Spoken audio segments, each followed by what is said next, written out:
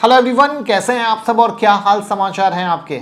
आपको एक बहुत काम की बात बताता हूँ। आज तक पीएमएस नाम की जो चीज़ थी ना, पोर्टफोलियो मैनेजमेंट सर्विस, उसको इस देश में अमीरों का प्रोडक्ट कहा जाता था। जिसके पास बहुत पैसा है वो अपना अलग पोर्टफोलियो मैनेजर पर्सनल रख लेता था और बाकी हम एसआईपी करते थे, उसी में खुश रहते थे। लेकिन 23 जुलाई को सेबी ने एक पेपर निकाला है और उस पेपर के बाद ये लाइन बदलने वाली है, क्योंकि ये प्रोडक्ट हमारे और आपके सब के लिए होने वाला है। अब ध्यान दीजिएगा, ये वीडियो 3 अलग अलग लोगों के लिए है, क्योंकि 26 तारीख को जो कहा गया है ना, उसमें 3 लोग आ रहे हैं। पहला, वो आदमी जो चाहता है कि कोई प्रोफेशनल उनके लिए शेयर और बॉन्ड का पोर्टफोलियो बनाए, यानी हम शेयर की भी बात कर रहे हैं, म्यूचुअल फंड की भी बात कर रहे हैं और डिस्ट्रीब्यूटर की। तो पहला है कि शेयर और बॉन्ड का पोर्टफोलियो बनाए, यानी डीमेट अकाउंट वाला पीएमएस। आपके लिए इस पेपर में कुछ नया रूल खुल रहा है, ऐसी चीज जो आज तक इंडिया में पीएमएस के अंदर अलाउड ही नहीं थी, वो अब आने वाली है। और एक वार्निंग भी, जो अगर मिस कर दिए ना तो बड़ी मुश्किल हो जाएगी। दूसरा, वो आदमी जिसके पास सिर्फ म्यूचुअल फंड है, एसआईपी चल रही है, 8 से 10 फंड जमा हो गए हैं, 20 फंड हैं, जो भी हो व्हाटएवर, अब कंफ्यूजन है कि क्या रखूं क्या हटाऊं, तो आपके लिए सेबी एक नया दरवाजा खोल रही है, नाम है म्यूचुअल फंड वाला पीएमएस।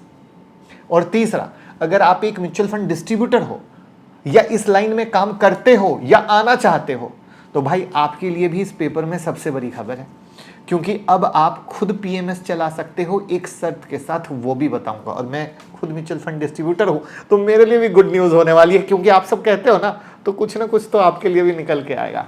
तो वीडियो में 3 चीजें आएंगी, क्या बदला, किसके लिए बदला, और वो एक छुपी हुई कॉस्ट जिसके बारे में कोई बात नहीं कर रहा है, वो आखिर में खोल के रख दूंगा, क्योंकि वही फैसला करेगा कि ये चीज आपके लिए कितनी सही है कितनी गलत। क्योंकि हर चीज बाहर से देखने में अच्छी लगती है, बट अंदर घुसना पड़ता है अच्छा और बुरा जानने के लिए। चलिए शुरू करते हैं। लेकिन पहली बार आए हैं तो चैनल को सब्सक्राइब करके बेल आइकन हिट कर दीजिए, क्योंकि आपके स्क्रीन पर दिख रही है एक से एक बेहतरीन वीडियो जो हम आपके लिए लाते हैं। तो सबसे पहले, कोई भी बिगिनर हो तो उन्हें मैं बता देता हूं कि पीएमएस होता क्या है, क्योंकि ये क्लियर करना जरूरी है, और ये क्लियर नहीं हुआ तो आगे बार बार पीएमएस का नाम आएगा और आपको कुछ समझ में नहीं आएगा। म्यूचुअल फंड को आप ऐसे सोचिए कि जैसे शादी का बफेट है, एक बड़ी थाली बनी हुई है, आप में 10 लाख और लोग हैं, सब उसी में से खाते हैं, सबको वही मिलता है जो पकाया गया है। आप ये नहीं कह सकते कि मेरे वाले में मिर्ची कम डालना। और पीएमएस में आपके घर में एक पर्सनल शेफ यानी कुक आता है, आपकी टेस्ट, आपकी बीमारी, आपके बजट के हिसाब से सब कुछ देखते हुए खाना बनाता है, और आप जो चाहें फरमाइश कर सकते हैं। फाइनेंशियल भाषा में एक सेबी रजिस्टर्ड प्रोफेशनल सिर्फ आपके लिए आपके अपने नाम से पोर्टफोलियो बनाता है, आपका अपना अलग डीमेट अकाउंट। उसमें जो भी शेयर या यूनिट है वो लीगली आपके हैं, किसी पुल का हिस्सा नहीं है, क्योंकि म्यूचुअल फंड में आपको पता ही है वो पुल का हिस्सा होते हैं। अब इसमें 2 तरह के अरेंजमेंट होते हैं। जी हाँ, पहला अरेंजमेंट वो है कि मान लीजिए जो गाड़ी की स्टीयरिंग व्हील है वो आपने मैनेजर के हाथ में दे दी, वो आपसे पूछे बिना बाय सेल कर सकता है, आपने उसको फुल अथॉरिटी दे दी है, ठीक है। दूसरा होता है वो सलाह देता है, फाइनल बटन आप दबाते हो, ठीक है। ये बेस है, ये बेस मजबूत हो गई तो अब आगे जो भी चीजें मैं वर्ड यूज करूंगा आपको सारा पॉइंट क्लियर होता जाएगा। अब यहां पर हमें ये समझना होगा कि डीमेट वाला पीएमएस और म्यूचुअल फंड वाला पीएमएस, इसमें फर्क क्या है, क्योंकि आपको पता ही है कि ये दोनों का नाम आया है, और अभी तक मेरी नज़र में तो मैक्सिमम लोगों को डीमेट वाले पीएमएस के बारे में पता होगा, म्यूचुअल फंड वाले के बारे में पता नहीं होगा, राइट। तो पहली दुनिया डीमेट वाला पीएमएस, ये पुराना वाला है जो आज भी चल रहा है। इसमें मैनेजर आपके पैसे से सीधा शेयर खरीदता है, बॉन्ड खरीदता है, और वो सब चीजें आपके अपने डीमेट अकाउंट में पड़ी रहती है। आपको रोज दिखता है कि मैनेजर ने कौन सा स्टॉक लिया, कौन सा बेचा, दिखता है। इसका एक मतलब है कि जो आगे काम आएगा, इसको ध्यान रखिएगा कि जब भी मैनेजर कुछ बेचता है वो बिक्री आपके नाम से होती है, तो कैपिटल गेन का टैक्स भी आपके सर पे सीधा आता है हर बार। इसको भूलना नहीं है, क्योंकि टैक्स को हम भूल जाते हैं। दूसरी दुनिया होती है म्यूचुअल फंड वाला पीएमएस। इसमें मैनेजर इंडिविजुअल स्टॉक को हाथ ही नहीं लगाता है, वो आपके पैसे से म्यूचुअल फंड खरीदता है। उसका काम स्टॉक चुनना नहीं है, उसका काम फंड को चुनना है। फंड यानी large cap, mid cap, small cap, multi asset, Contra, hybrid, flexi cap. यानी वो डिसाइड करता है। ये तो मैंने इक्विटी की बात कर दी ना, लेकिन क्या सिर्फ इक्विटी ही दुनिया है? नहीं ना, डेट भी है, गोल्ड भी है। तो वो डिसाइड करेगा इक्विटी में कितना जाए, डेट में कितना जाए, गोल्ड में कितना जाए, कौन सा फ्लेक्सी कैप में जाए, कौन सा अंडर परफॉर्म कर रहा है, किसको लात मार के बाहर निकाल दे, कब रीबैलेंस करना है। ये एक अलग स्किल है।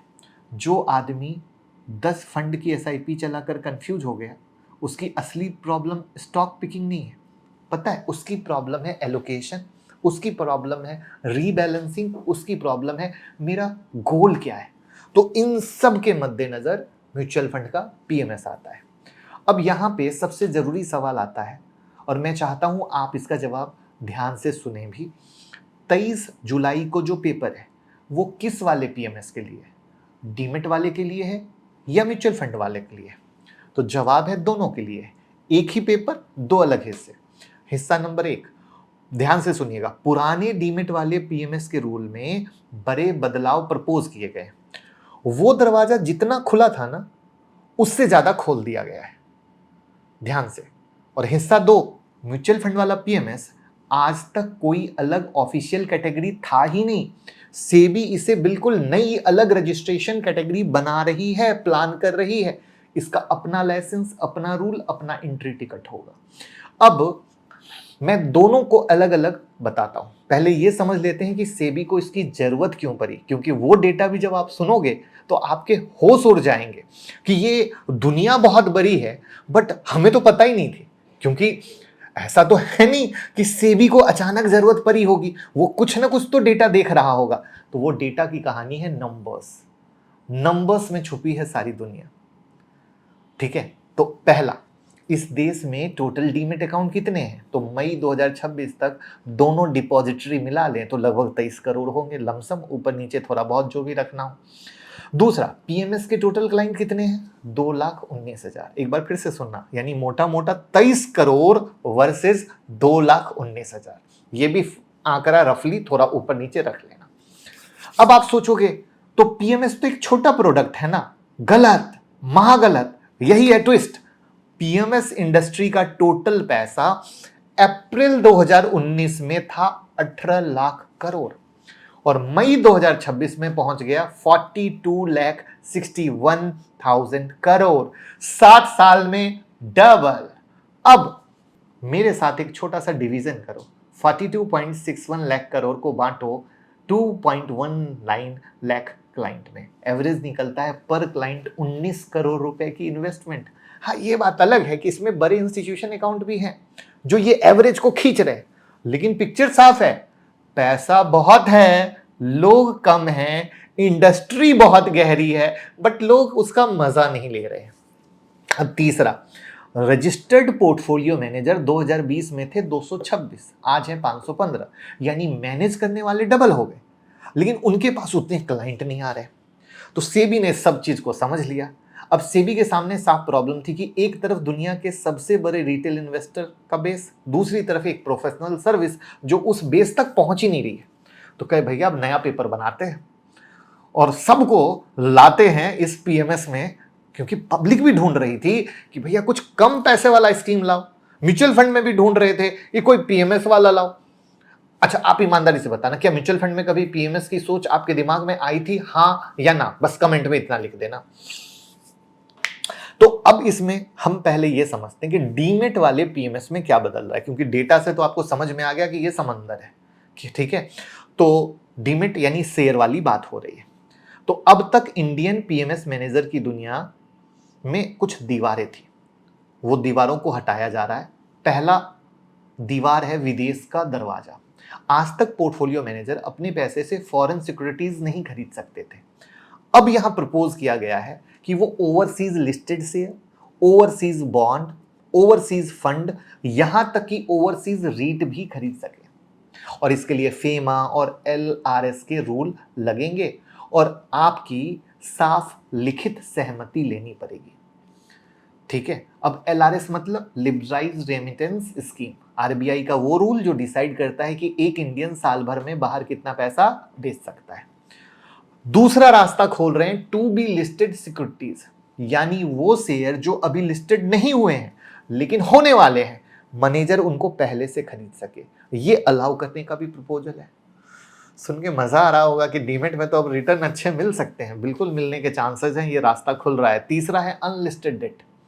डिस्क्रिप्टिव पीएमएस में, जिसमें हम पावर देते हैं सामने वाले को, आपके पोर्टफोलियो का ज्यादा से ज्यादा 10% इन्वेस्टमेंट ग्रेड अनलिस्टेड डेट में जा सकेगा। इन्वेस्टमेंट ग्रेड मतलब वो बॉन्ड जिसे रेटिंग एजेंसी ने सुरक्षित कैटेगरी में डाला है।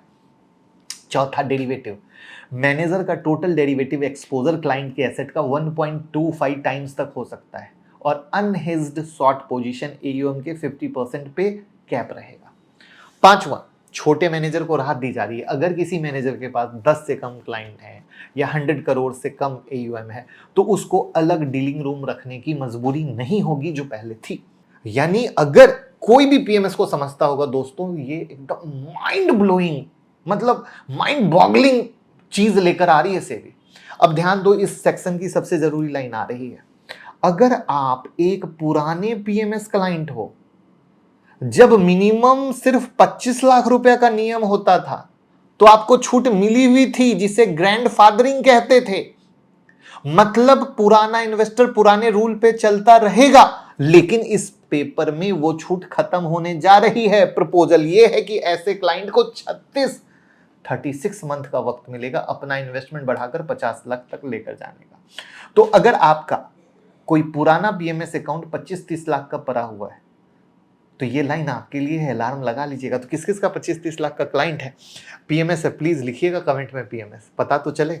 तो अब ये 50 लाख करने के पीछे भी रीजन है, जब इतने रास्ते खोल रही है सेबी तो इन्वेस्टमेंट को डिवाइड करने के लिए भी पैसे अच्छे चाहिए, इसीलिए कर रही है। लेकिन म्यूचुअल फंड वालों, अब खुश हो जाना, एक पूरी नई कैटेगरी आ रही है आपके लिए, ठीक है। नई रजिस्ट्रेशन कैटेगरी, नाम क्या है, एमएफपीएमएस। इसका लाइसेंस लेने वाले मैनेजर सिर्फ एक ही काम करेंगे, म्यूचुअल फंड्स का पोर्टफोलियो बनाएंगे। और अब वो नंबर बताता हूं जिसका आप सबको शुरू से इंतजार था। आज नॉर्मल पीएमएस में घुसने के लिए आपको मिनिमम कितना चाहिए, 50 लाख। अब एमएफपीएमएस के लिए प्रपोज्ड है 25 लाख, सीधा आधा।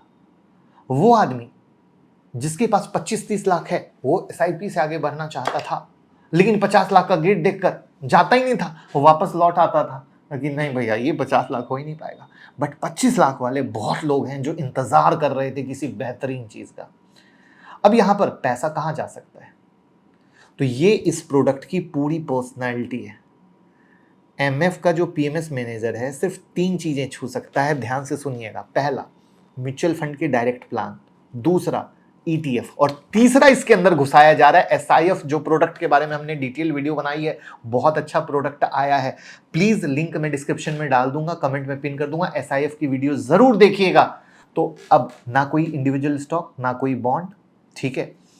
अब यहां पर इसको सुनिए, डायरेक्ट प्लान। म्यूचुअल फंड के 2 वर्जन होते हैं, रेगुलर और डायरेक्ट। रेगुलर में आपके पैसे का एक हिस्सा डिस्ट्रीब्यूटर के कमीशन में जाता है, डायरेक्ट में वो कमीशन नहीं है, तो आप सीधा एएमसी से ले रहे हो, यानी फैक्ट्री से माल उठा रहे हो बिना किसी दुकानदार के, इसलिए डायरेक्ट प्लान सस्ता हो जाता है। तो वो लेना है ईटीएफ, एक्सचेंज ट्रेडेड फंड, एक ऐसा फंड जो शेयर की तरह मार्केट में लिस्टेड होता है और ट्रेडिंग आवर में वैसे ही खरीदा बेचा जाता है। तीसरा है एसआईएफ, जो मैंने कहा बहुत अच्छा प्लान आया है, ये भी नया ही लॉन्च हुआ है, स्पेशलाइज्ड इन्वेस्टमेंट फंड। ये सेबी का नया फंड है जो म्यूचुअल फंड और पीएमएस के बीच की खाली जगह को भरने के लिए बनाया गया है और एसआईएफ में 10 लाख रुपए से शुरू होता है। लेकिन इसमें काफी एग्रेसिव स्ट्रेटजी है, 1 साल के बाद इसका रिजल्ट पता चलेगा। तो अब इस स्ट्रक्चर की ताकत समझो, क्योंकि मैनेजर स्टॉक छू ही नहीं सकता, इसलिए वो क्लासिक रिस्क, मैनेजर ने एक गलत स्टॉक उठा लिया, पोर्टफोलियो 40% गिर गया, ये क्या हुआ, स्ट्रक्चर खत्म हो गया। आपका पैसा हमेशा एक डाइवर्सिफाइड फंड के अंदर रहेगा। मैनेजर सिर्फ ये डिसाइड करेगा कौन सा फंड कितना, और वो रीबैलेंस करता रहेगा, करेक्ट तरीके से एलोकेट करता रहेगा, प्लस एसआईएफ आने से रिटर्न बढ़ने के चांस रहेंगे। तो अब कंपनी के लिए एंट्री कितनी आसान हुई, तो नॉर्मल पीएमएस के लाइसेंस लेने के लिए कंपनी का नेटवर्थ चाहिए था पहले 5 करोड़। अब ये जो पीएमएस करते हैं ये उनकी बात कर रहा हूं, आपके लिए नहीं, कंफ्यूज मत होना। नेटवर्थ मतलब कंपनी के सारे एसेट में से सारा उधार चुका दो, जो बचा, जो असली जेब में है उसकी बात है। और एमएफ पीएमएस के लिए ये प्रपोजल है 2 करोड़ का, अच्छी बात है ना। और साथ में अलग डीलिंग रूम ऑप्शनल है, एक एक्स्ट्रा एम्प्लॉय की मजबूरी नहीं है, डिस्क्लोजर डॉक्यूमेंट सिंप्लीफाइड है, प्रिंसिपल ऑफिसर के क्वालिफिकेशन नॉर्म्स भी आसान है। ये बहुत जरूरी था, बहुत जरूरी, क्योंकि ये लोग नॉर्म्स ऐसा ऐसा डालते हैं ना, इंसान पागल हो जाता है। और ये सब एक ही इशारा कर रहा है कि सेबी छोटे और बुटीक प्लेयर को अंदर बुलाना चाहती है। और इसीलिए मैंने वीडियो कहा ना कि ये बहुत ही ग्रेट अपॉर्चुनिटी खुलने वाली है, जहां पर पता है बहुत सारे लोग ऐसे हैं जिनके पास बहुत सारा ज्ञान है और वो बहुत कुछ कर सकते हैं, शायद उनको अब मौका मिलेगा।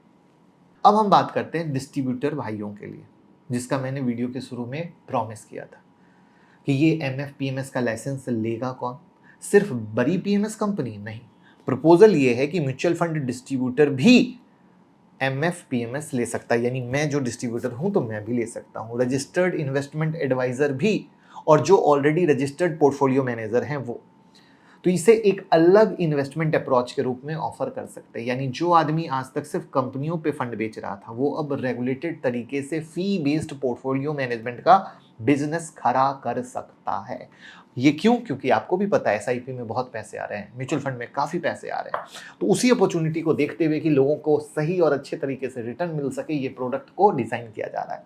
लेकिन शर्त सुनिएगा, डिस्ट्रीब्यूटर को अपने दोनों काम बिल्कुल अलग रखने होंगे, अलग डिपार्टमेंट, अलग डिवीजन, क्लाइंट लेवल पे पूरी सेग्रेशन।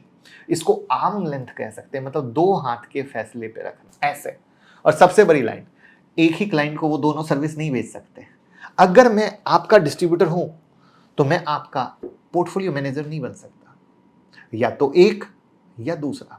अब सोचो ये रूल बनाया क्यों गया? अगर एक ही बंदा दोनों तरफ खड़ा हो तो वो आपको वो फंड सजेस्ट करेगा जिसमें उसकी कमीशन ज्यादा है। जो मैं जब लोग आते हैं, मैं उनका पोर्टफोलियो रिव्यू करता हूं, मैं यही कहता हूं आपको जो फंड बेचा गया उसमें कमीशन की कहानी है, राइट? तो इसी कॉन्फ्लिक्ट को करने के लिए दीवार खड़ी कर दी। तो अब सवाल है फी कैसे कटेगी? इसमें 3 रास्ते दिए गए हैं, अभी ये सब प्रपोजल में है, याद रखिएगा। रास्ता 1, फिक्स मैनेजमेंट फी। आपके पोर्टफोलियो वैल्यू का एक फिक्स परसेंटेज कैप लगाया गया है, ज्यादा से ज्यादा 2.5% एयूएम का, मतलब एसेट अंडर मैनेजमेंट। एयूएम का मतलब होता है जितना पैसा मैनेजर आपके लिए संभाल रहा है। रास्ता नंबर 2, परफॉर्मेंस लिंक्ड फी। अच्छा करेगा तो ज्यादा मिलेगा, मुझे लगता है ये बड़ी अच्छी बात है। रास्ता 3, हाइब्रिड, दोनों फिक्स, थोड़ा परफॉर्मेंस का मिल जाए, थोड़ा उधर से। और इन 3 की सबसे इंपॉर्टेंट लाइन है, मैनेजर ये अकेले डिसाइड नहीं कर सकता, आपकी साफ लिखित सहमति लेनी पड़ेगी। एक और चीज जो इन्वेस्टर के हक में गई है, एग्जिट लोड, यानी जल्दी पैसा निकालने पे लगने वाली पेनाल्टी। नॉर्मल पीएमएस के एग्जिट लोड वाले रूल इस नए फ्रेमवर्क पर लागू नहीं होंगे, क्योंकि अंदर म्यूचुअल फंड का एग्जिट लोड ऑलरेडी है ना, तो डबल गर्दन कटैया कैसे होगी?